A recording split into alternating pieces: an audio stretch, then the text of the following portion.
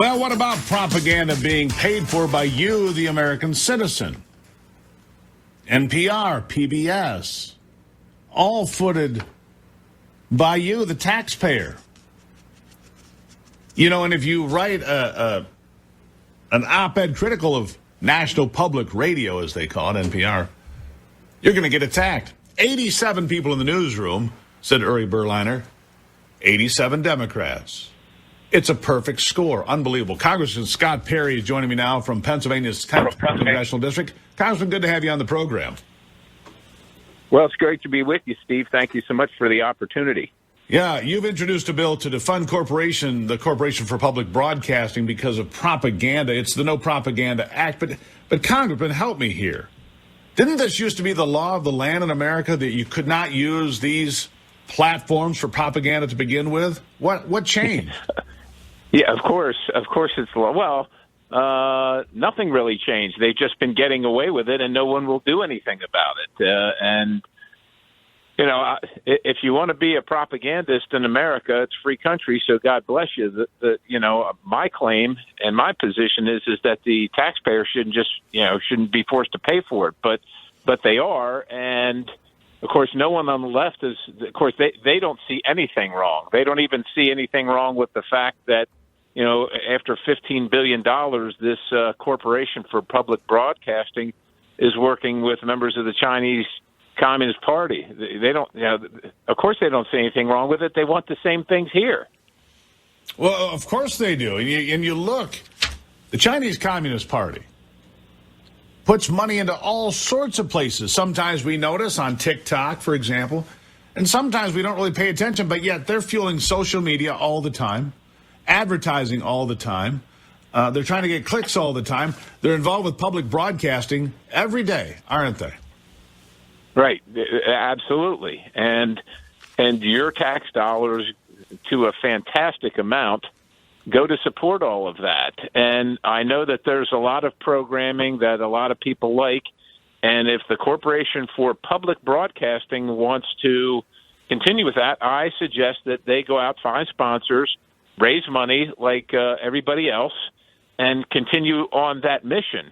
But the taxpayers would only hear one side of the story.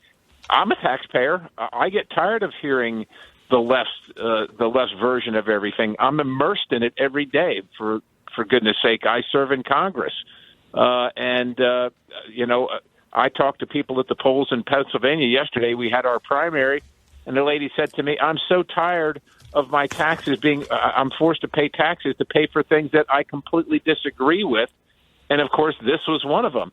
And I couldn't agree with her more. Well, Congressman, it gets worse than that, because there are efforts afoot in Congress on Capitol Hill, not just to pay for NPR and PBS, but to pay for local news all over the country. Well, newsrooms are in trouble. It's getting tougher to get the message out there. So we need to infuse billions of dollars to pay for local news. That's one of the plans that's been talked about for the last couple of years, isn't it?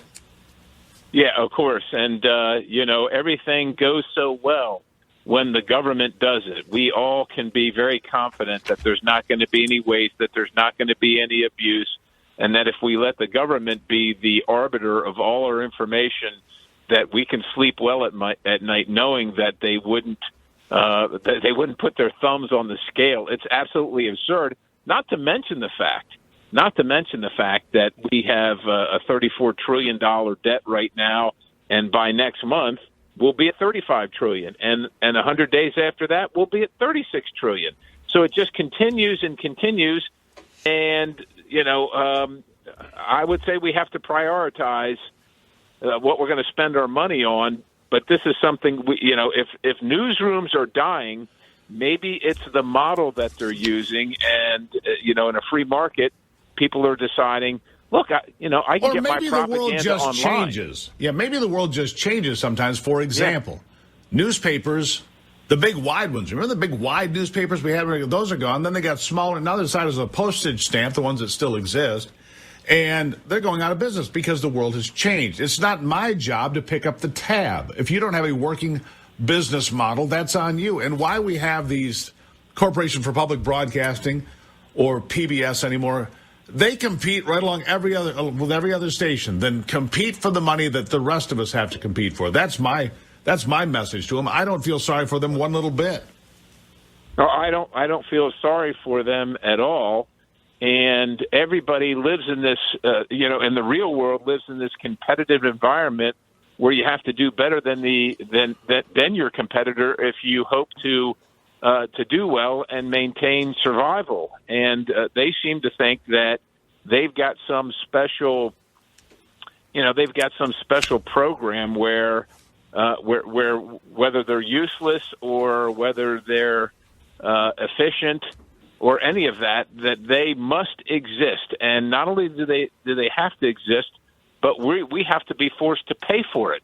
And I just find it unacceptable on every measure. And I think that most Americans do, Congressman. Do. I think most people are disgusted by this. Look, we just saw the Congress spend another $95 billion, which I've been openly opposed to for a long time. I don't think it's money well spent, not most of it. I think that we're involved in places we shouldn't be involved. I think that we don't address the concerns of this country being an open border, veterans sleeping on the streets, homelessness, drug abuse, fentanyl, and a whole host of other things that should be our priorities that are not. Instead, we're pumping money to NPR and PBS when we could do better things with that money. I mean, that's just the way I am. And look, like you said, we're adding $1 trillion of debt, every 100 days now? This doesn't end well for us. It is a predictable debt crisis, worse than anything Greece ever faced, worse than anything Portugal ever faced, because there's nobody to bail us out. Right? Yeah, you're exactly right. And, of course, the ultimate insult upon injury, not only that the taxpayers are forced to pay for this, but that the Communist Party of China would be involved. They walk around the planet telling everybody that we're their enemy, and they work every single day to destroy the United States of America.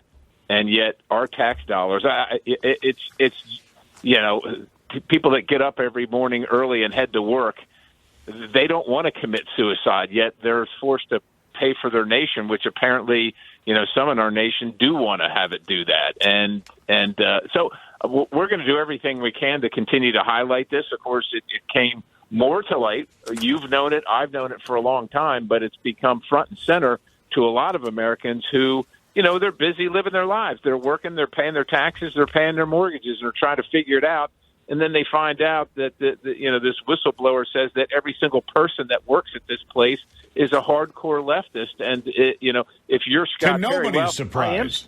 Yeah, nobody's surprised with it. Yeah. Anyhow, Congressman, I appreciate it. Here's